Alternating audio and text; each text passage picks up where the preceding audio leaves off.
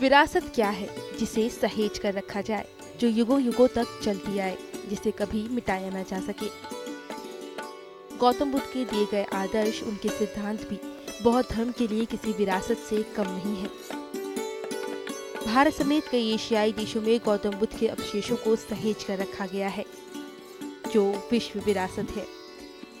इन्हीं विरासत में एक नाम ऐसा आता है जो गौतम बुद्ध की प्राचीन प्रतिमाओं का खजाना माना जाता है। वो नाम है बामियान।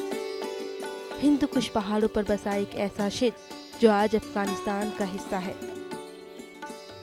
11वीं शताब्दी तक बामियान गंधार के राज्य का हिस्सा था, जहाँ कई बौद्ध मठ बने थे। ये जगह धर्म, दर्शन और भारतीय कला का संपन्न केंद्र माना जाता था।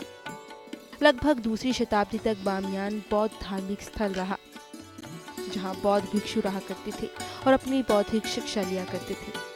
बामियान की इन गौतम बुद्ध की गुफाओं में जो सबसे लोकप्रिय माना गया, वो थी प्राचीन गौतम बुद्ध की वो 2 विशाल मूर्तियां जो 55 और 38 मीटर ऊंची थी।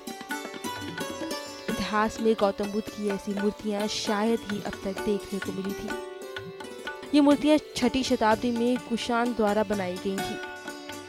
बामियान की गुफाओं में 5वीं और 6ठी शताब्दी की कुछ अद्भुत पेंटिंग भी देखने को मिलेंगी, जो इतिहास की सांस्कृतिक धरोहर है। खुदाई में मिली ये गुफा असल में अमूल्य ऐतिहासिक खजाना थी, जिसे ढूंढना वाकई किसी चमत्कार से कम नहीं था। इतिहास के शानदार खजाने को यूनेस्को ने वर्ल्ड हेरिटेज साइट का भी दर्जा दिया, लेकिन इस अनमोल विरासत को 2001 में तालिबानियों ने ध्वस्त कर दिया।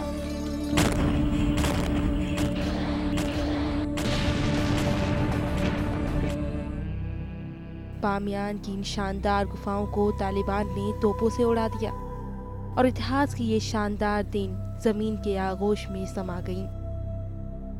तालिबानियों ने गौतम बुद्ध की मूर्तियों को तोपों से उड़ा दिया।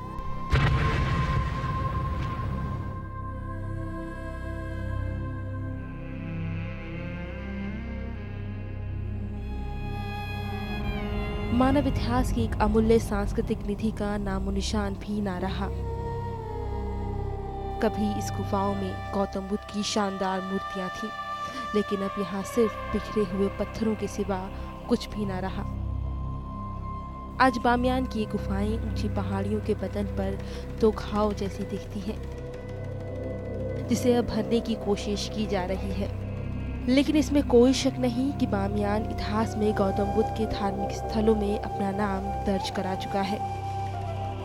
माना आज हमारे पास वो अनमोल मूर्तियां ना हो, लेकिन जो भी बचा है वो विरासत है, जिसे सहेज कर रखने की पूरी कोशिशें जारी है।